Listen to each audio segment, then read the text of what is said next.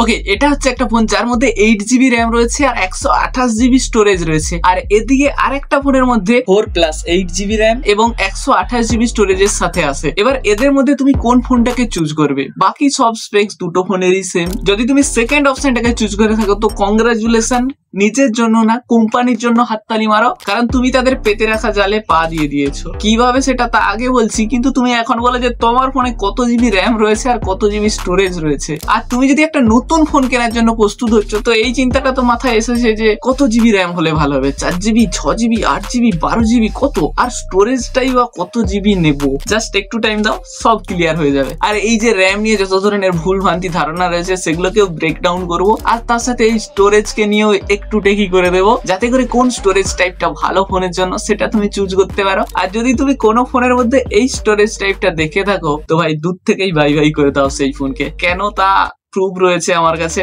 সব দেখাচ্ছি একে একে। কিন্তু প্রথমে ভাই র্যাম কত জিবি হলে ভালো হবে সেটা জানার আগে তোমাকে এটা জানতে হবে যে ভাই র্যাম জিনিসটা কি, বা ফোনের মধ্যে এটা কি কাজেই বা আসে। এবার তুমি যদি ফোনের স্টোরেজ কি জিনিস সেটা যদি তুমি জেনে থাকো তো কংগ্রাচুলেশন, এবারে নিজের জন্য হাততালি মারো, কারণ তুমি ফোনের র্যাম জিনিসটা কি সেটাও জানো। আমাদের ফোনের স্টোরেজ কি করে, বিভিন্ন ফাইল ডেটাকে একটা জায়গায় স্টোর করে রাখে। সে বিভিন্ন অ্যাপস থেকে শুরু করে বিভিন্ন ফাইল, তার সাথে টকাস করে যে ক্লাসের সাথে ফটো ভিডিও গুলো তুললে সেগুলো স্টোর কোথায় হবে? ফোনের স্টোরেজে। বাই দ্য ওয়ে এখানে মডিফাই করে নাও, ক্লাসের সাথে নয়, দূর থেকেই শুধু ক্লাসের ফটো তুলেছো, কারণ সবাইকার তো স্টোরেজ যেভাবে সবকিছুকে তোমার ফোনের মধ্যে স্টোর করে রাখে সেভাবে র্যামও স্টোর করে রাখে। শুধু ডিফারেন্ট এটাই যে র্যাম সেটা কিছু সময়ের জন্য করে আর স্টোরেজ সেটা পার্মানেন্ট ভাবে তোমার সবকিছুকে স্টোর করে রাখে। ফর এক্সাম্পল তুমি এখন এই ভিডিওটা ইউটিউবের মধ্যে দেখছো, এই যে ইউটিউব অ্যাপটা ওপেন না হওয়া পর্যন্ত কিন্তু এই অ্যাপটা তোমার স্টোরেজের মধ্যে ছিল। যখনই তুমি ওপেন বাটনে ক্লিক করেছো, ওপেন হয়েছে, পুরো অ্যানিমেট হয়ে ইউটিউবটি পুরো লোড হয়ে গেছে, তখন এটা ভাই পটাক করে র্যামের মধ্যে চলে এসেছে। মানে এখন যে ইউটিউব অ্যাপটা চলছে সেটা তোমার ফোনের র্যামের মধ্যে প্রসেসিং বা রান হচ্ছে। এবার ধরো হঠাৎ করে এক্ষুনি মেসেঞ্জারে মেসেজ এসে গেল,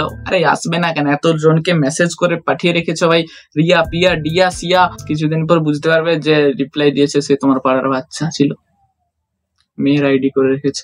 সে যাই হোক, যেই তুমি মেসেঞ্জার অ্যাপটা ওপেন করবে ইউটিউব কি হবে, ব্যাকগ্রাউন্ডে চলে গেল। এখন কিন্তু ইউটিউব তোমার র্যাম থেকে চলে যায়নি, সে ব্যাকগ্রাউন্ডেই রান হচ্ছে, আনলেস আনটিল তুমি যদি না পুরোপুরি ভাবে ক্লোজ করে দাও। মানে ধরো তুমি এক্ষুনি মেসেঞ্জার মধ্যে টুকুস করে কোনো রিপ্লাই দিয়ে আবার যে ইউটিউবের মধ্যে ফিরে এলে, এবার ফিরে আসার পর দেখলে যে ইউটিউব ভাই প্রথম থেকেই আবার লোড হচ্ছে না, যেখানে তুমি ছেড়ে গেছো, যেই পেজের মধ্যে তুমি ছেড়ে গেছো বা যেই ভিডিওর যেখানে পজ হয়েছে সেখানেই রয়ে গেছে কিন্তু। তো সেই অবস্থায় আবার তুমি ফিরে পেলে, এটা হচ্ছে এই র্যামের জন্যই। এখানে একটা কথা বলে রাখি যে র্যাম স্টোরেজের থেকে ভাই অনেক ফাস্ট। আর তার ধারণা এটার মধ্যে কিছুটা হয়তো তুমি পেয়েছো, যেমন ধরো প্রথমে যখন তুমি ইউটিউবটাকে ওপেন করো তখন স্টোরেজের মধ্যে ছিল, তাই জন্য স্টোরেজ থেকে আসতে কত সময় নিচ্ছিল, কিন্তু যখন র্যামের মধ্যে ইউটিউবটা এসে যায় তো পটাক করে আবার ওপেন হয়ে গেল সেই অবস্থায়, পুরো কোনো লোড হতে কোনো টাইম লাগলো না। এবার তুমি হয়তো এখানে আরেকটা জিনিস ভালো মতো ধরতে পেরেছো যে র্যামের সাহায্যে তোমার ফোনের মধ্যে যে মাল্টিটাস্কিং করা ব্যাপারটা সেটা খুব ফাস্ট আর ইজি করে তোলে। ব্যাস এটাই র্যামের কাজ, এতটাই। মানে ধরো তুমি বিজিএমআই বা ফ্রি ফায়ার খেল দিচ্ছ, হঠাৎ করে ক্রাশের মেসেজ এসে গেছে, ক্রাশ নেই, কোনো গ্রুপ থেকেই মেসেজ এসেছে ভাই। ভাই প্রো টিপ দিচ্ছি, গেম খেলার সময় সব গ্রুপগুলোকে মিউট করে রাখবে ভাই, নাহলে লবিতে নামতে নামতে আকাশ পথেই কিল হয়ে যাবে তোমার। তো যেটা বলছিলাম যে র্যাম তোমার মাল্টিটাস্কিং করার ব্যাপারটাকে স্মুথ করে দেয়। এবার ধরো তুমি তোমার বিজিএমআই এর মধ্যে কারোর সেটিংস হয়তো কপি করতে চাও, কোনো ইউটিউবের ভিডিও দেখে কারোর কোনো প্রো প্লেয়ারের সেটিংস তার মতো রাখতে চাও, তো তাই জন্য কি করবে, তুমি প্রথমে একবার ইউটিউবে একটু টুকুস করে ভিডিওটা দেখবে, আবার এসে সেই সেটিংসটা আস্তে আস্তে করে বাড়াবে, আবার ইউটিউবে যাবে, আবার বিজিএমআই আসবে, আবার ইউটিউব বিজিএমআই, এরকম করতে করতে থাকবে। তো এই যে একটা অ্যাপ থেকে আর একটা অ্যাপের মধ্যে যে স্মুথলি কাজটা করতে পারছো তুমি, এটা র্যামের সাহায্যে হচ্ছে। এবার তুমি হয়তো ভাবছো যে এটা তো ভালো কথা, তাহলে আমি সব অ্যাপসকে র্যামের মধ্যে ওপেন করে থাকবো, পট করে ওপেন করে নেবো, কোনো ব্যাপারই না। তো বলে রাখি না, আগেই আমি কি বলেছি যে র্যাম কি করে টেম্পোরারি কিছু সময়ের জন্যই তোমার ওই ডেটাকে স্টোর করে রাখে, সব সময়ের জন্য না। নম্বর 1, তুমি যদি পুরোপুরি অ্যাপটাকে ক্লোজ করে দাও, উড়িয়ে দাও, মানে পুরো বন্ধ করে দাও অ্যাপটাকে, তখন ভাই র্যাম থেকে সেই অ্যাপটা চলে যায়। আবার যখন তুমি এই অ্যাপটিকে ওপেন করবে তখন সেটা সেই স্টোরেজ থেকেই ওপেন হবে, প্রথম থেকে লোড হবে অ্যাপটি, তারপরে আবার র্যামে চলে আসে। আর দ্বিতীয়ত তুমি যদি অ্যাপটাকে পুরো ক্লোজ না করে এমনিই রেখে দাও তো কিছু সময় পর অটোমেটিকলি ভাই র্যাম থেকে সে সরে যায়। মানে ধরো তুমি গেম খেলতে খেলতে ইউটিউবের মধ্যে কোনো একটা কিছু সার্চ করলে, আবার তুমি ইউটিউবটাকে ছেড়ে দিয়ে চলে এলে গেম খেলতেছো, আবার যখন এসে ইউটিউবটাকে ওপেন করবে তো সেই অবস্থায় আবার ফিরে পাবে না, মানে যেখানে সার্চ করে গিয়েছিলে, যে ভিডিওটা দেখে গিয়েছিলে সেরকম অবস্থায় পাবে না, আবার পুরো ইউটিউবটা প্রথম থেকেই লোড হবে। তাই বললাম না, কিছু সময়ের জন্যই র্যামের মধ্যে স্টোর থাকে ডেটা। আর ওই যে কত টাইম থাকবে ওই র্যামের মধ্যে অ্যাপটা তুমি ক্লোজ না করা অবধি তার কোনো ঠিক নেই ভাই। ওটা ডিপেন্ড করে কোম্পানি কিভাবে তার অপটিমাইজেশন করেছে র্যামের সাথে প্রসেসরের সবকিছুর, বা কত জিবি র্যামের ফোন, তার উপর ডিপেন্ড করে পুরো। এবার আশা করি ফোনের র্যাম কি জিনিসটা বুঝে নিয়েছো আর এর কাজ কি মোটামুটি তার ধারণা পেয়েছো। এবার সব থেকে বড় প্রশ্ন হচ্ছে যে ভাই তাহলে কত জিবি র্যাম সাফিসিয়েন্ট আমার ফোনের জন্য বা আমার জন্য?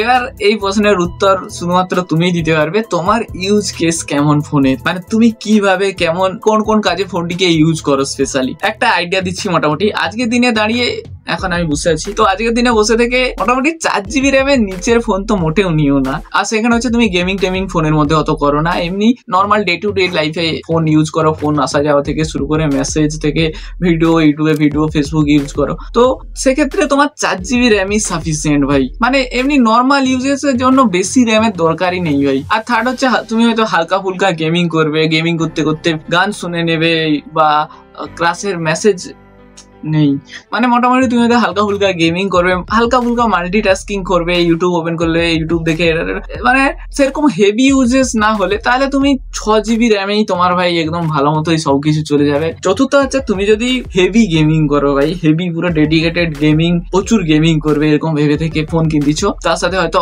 অনেক কিছু আরো হেভি অ্যাপস রান করাবে, মাল্টিটাস্কিং করবে, তো সেক্ষেত্রে 8 জিবি র্যাম তোমার জন্য গুড চয়েস হবে একটা।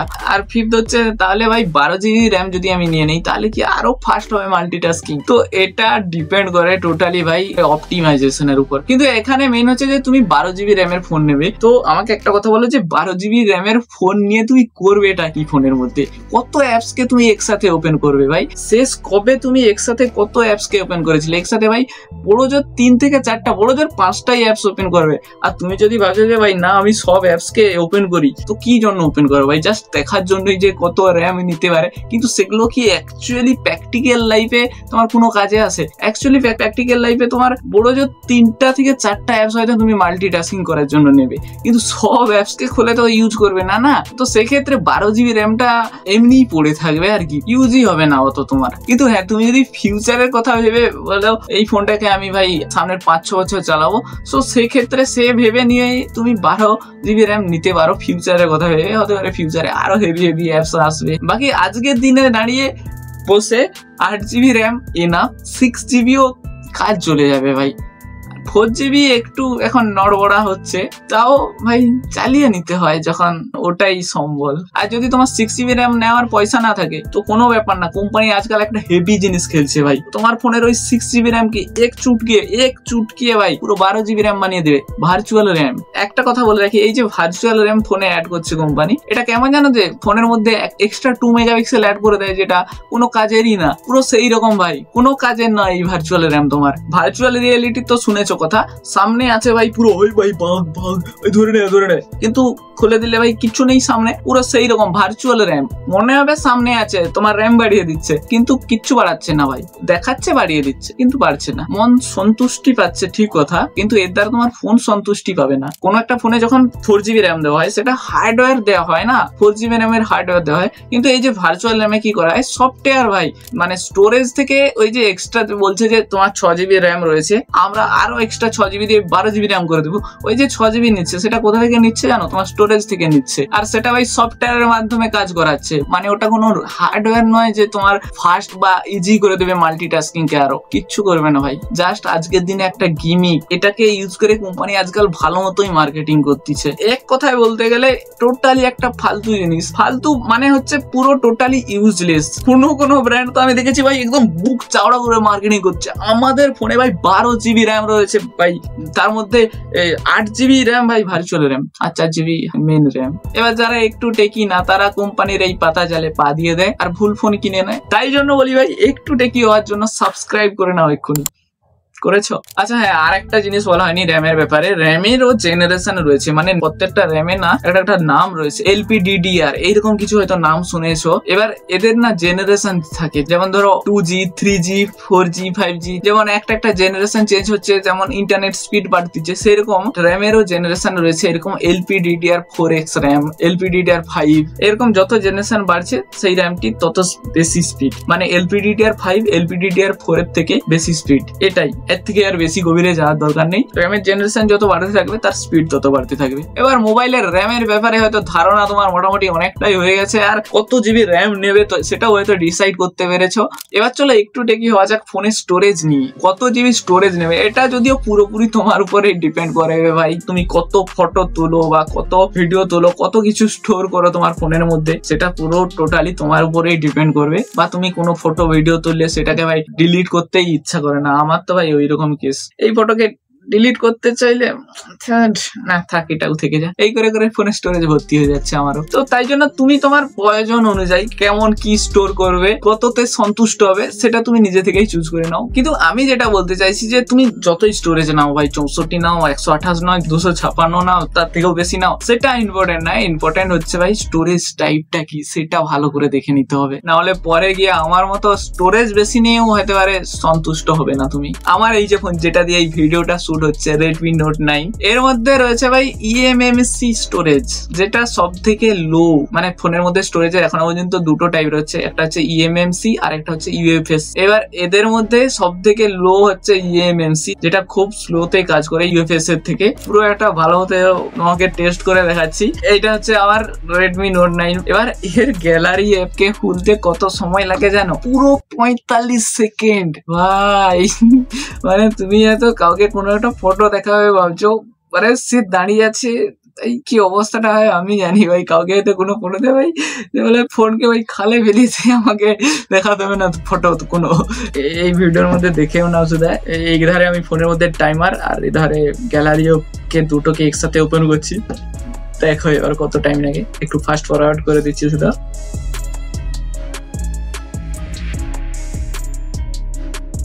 ভাই এইরকম সেম সুদা যদি কোনো আমি একটা ফটো তুলি না, সেই ফটো প্রসেসিং হয়ে আসতে ভাই 45 সেকেন্ড 46 সেকেন্ড লেগে যায়। কিন্তু যদি মানে একবার ফটো তুলে নেওয়ার পর কি তখন অ্যাপটা র্যামের মধ্যে চলে আসছে, আবার যখন একটা ফটো তুলতে যাবো তখন হঠাৎ করে আবার 1-2 সেকেন্ডের মধ্যে প্রসেসিং হয়ে ডিসপ্লে করে দেয়। এটাই যে ফোনের ক্যামেরা খারাপ হলেও তুমি কোনোভাবে ম্যানেজ করে চালিয়ে নেবে, কিন্তু ফোন যদি এত স্লো হয় তো ভাই কোন দিন বলতে হাত ফাস্ট কাজ করে যাবে। যদিও এখন তো ইউএফএস স্টোরেজ ভাই 10,000 টাকার ফোনের মধ্যে এসে গেছে। তো একটাই কথা বলবো যে 10,000 টাকার মধ্যে কোনো ফোনের মধ্যে যদি তুমি eMMC স্টোরেজ দেখো তো ভাই দূর থেকেই পুরো বাই করে দাও, মোটেও নিও না eMMC স্টোরেজের ফোন। এবার ইউএফএস স্টোরেজের যদি কথা বলি, এরও জেনারেশন রয়েছে অনেক, সেই র্যামের মতোই UFS 2, UFS 2.1, UFS 3, 3.1, 4 অব্দি এখনো পর্যন্ত আছে বোধহয়। মানে হচ্ছে এরও জেনারেশন যত বাড়বে সেটা তার থেকে বেশি স্পিডে। এবার তুমি এত ভাবছো ভাই তাহলে 10,000 টাকার ফোনের মধ্যেও আমি UFS 3.1, UFS 4 পেয়ে যাবো। না ভাই,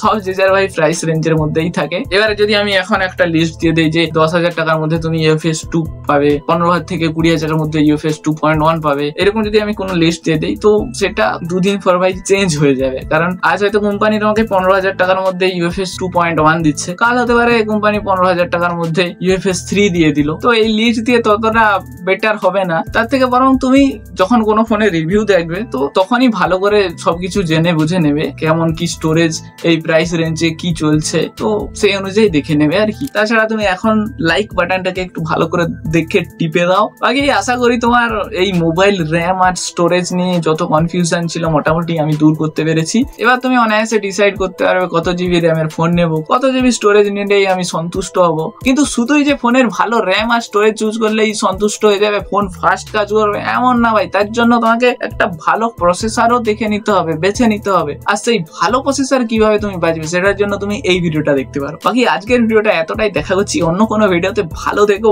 বাই।